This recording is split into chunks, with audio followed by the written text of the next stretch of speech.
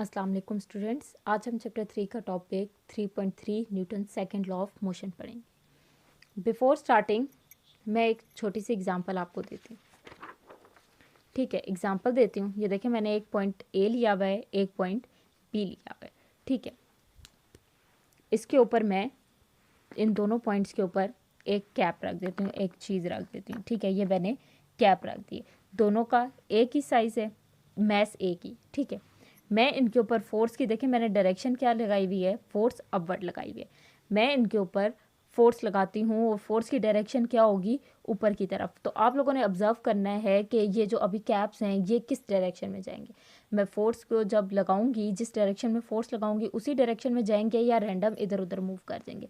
ये देखें, मैं इसके ऊपर फोर्स लगाइए, ये देखें भले फोर्स इक्वल थी मेरे पास, ये दोनों ऊपर फोर्स की डायरेक्शन में मूव किए, ऊपर की तरफ गए। मैंने फोर्स ऊपर की तरफ लगाई थी, ये कैप्स भी यहाँ से लेके यहाँ तक ऊपर मूव किए। तो हम लोगों ने पहली बात यहाँ से क्या की कि मूव किए हैं, तो मतलब एसेलरेट किए। तो जो एसेलरेशन होती है, यानी कि कोई भी ऑब्जेक्ट अभी मूव किया है, वो क्या होता है, डायरेक्टली प्रोपोर्शनल टू फोर्स होता है। यानी कि जिस डायरेक्शन में फोर्स लगाएंगे किसी भी ऑब्जेक्ट के ऊपर, जिस डायरेक्शन में फोर्स लगाएंगे वो चीज़ उसी डायरेक्शन में, जो देखें जिस डायरेक्शन में फोर्स लगाएंगे वो चीज़ उसी डायरेक्शन में मूव करेगी।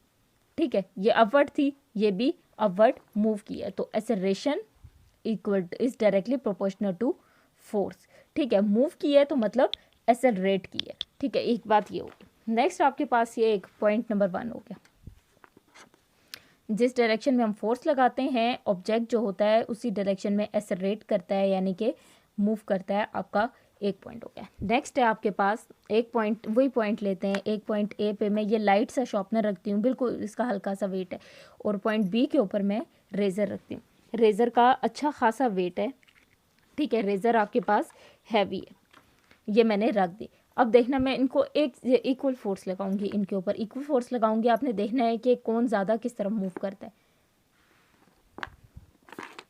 ये देखें, आपने देखा रेज़र यहीं पर है और शॉर्पनर आउट ऑफ द आपके पास फ्रेम चला गया। रेज़र का मैस ज़्यादा था तो वो कम एक्सेलरेट हुआ है, कम मूव हुआ है।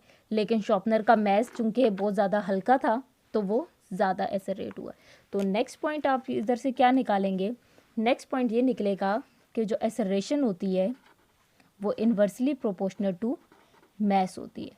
यानी कि जितना ज़्यादा मैस होगा उतनी कम एक्सेलरेशन होगी, और जितना कम मैस होगा उतनी ज़्यादा एक्सेलरेशन होगी आपके पास। ठीक है, तो पॉइंट नंबर 2।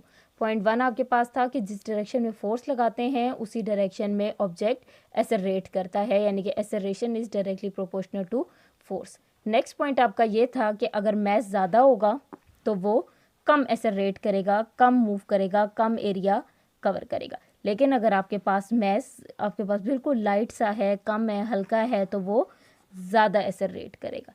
ठीक है, यानी कि एक्सेलरेशन ज़्यादा होगी, यानी कि यहाँ से इस तरह करते हैं, मैस ज़्यादा होगा तो एक्सेलरेशन थोड़ी होगी, और मैस अगर कम होगा तो एक्सेलरेशन ज़्यादा होगी। इसे हम लोग इन्वर्स रिलेशन कहते होते हैं। ठीक है, अब टॉपिक स्टार्ट करते हैं।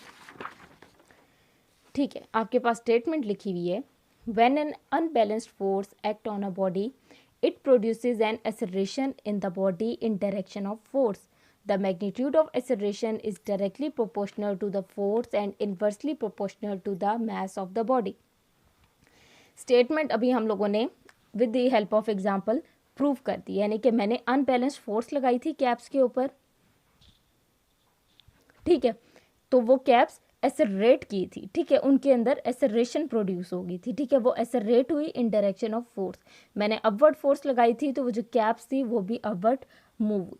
नेक्स्ट पार्ट है, the magnitude of acceleration is directly proportional to applied physics. यानी कि जितनी ज़्यादा फोर्स लगाई है उतनी ज़्यादा एक्सेलरेशन प्रोड्यूस हुई है। ठीक है, जितनी ज़्यादा फोर्स लगाई है उतनी ज़्यादा एक्सेलरेशन प्रोड्यूस हुई है। ज़ोर से अगर मैंने उसको पुश किया है तो वो दूर तक गए। अगर मैंने उन्हें कम फोर्स लगाई है तो वो कम मूव हुए हैं, लेकिन इन डायरेक्शन ऑफ फोर्स ही हुए हैं। ठीक है, जिस डायरेक्शन में फोर्स लगाई उसी डायरेक्शन में मूव हुए हैं। ज़्यादा फोर्स लगाऊंगी तो वो ज़्यादा मूव करेंगे, कम फोर्स लगाऊंगी तो कम मूव करेंगे। ठीक है, इसका नेक्स्ट पार्ट है and inversely proportional to the mass of the body, यानी कि इन्वर्सली प्रोपोर्शनल है, जो हमने सेकंड पॉइंट डिस्कस किया है कि is inversely proportional to the mass, यानी कि मैस आपने देखा था रेज़र का मैस ज़्यादा था तो वो कम मूव की थी, कम एसलरेट की थी, और शार्पनर का मैस कम था, बिल्कुल हल्का सा था, तो वो ज़्यादा एसलरेट हुई थी। तो यानी कि ये इन्वर्स रिलेशन है। इन दोनों को अब हम लोग ऐसे लिख सकते हैं, मल्टीप्लाई कर देते हैं F डिवाइडेड बाई M, ठीक है, M मैस। अब ये देखें, जब आपको पता है प्रोपोर्शनैलिटी का साइन हटाते हैं तो सम इक्वल टू का साइन लगाते हैं, विद सम कांस्टेंट ऐड कर देते हैं, इक्वल टू के एफ बाय एम। जो के की वैल्यू होती है के इक्वल टू 1 होता है, तो ठीक है, हम के की इसके अंदर वैल्यू लगा देंगे, a equal to 1 into F by M. तो कोई भी नंबर या कोई चीज़ 1 से मल्टीप्लाई होती है तो वो सेम रहती है, एफ बाई एम। तो आपके न्यूटन सेकंड लॉ के अकॉर्डिंग होता है acceleration is directly proportional to force and inversely proportional to the mass of object होता है। इसको हम लोग ऐसे भी लिखते हैं, F equal to M A. F इधर ही रहता है, एम दूसरी इक्वल टू के साइड पे जाके मल्टीप्लाई हो जाता है, F equal to M A भी कहते हैं न्यूटन सेकंड लॉ को।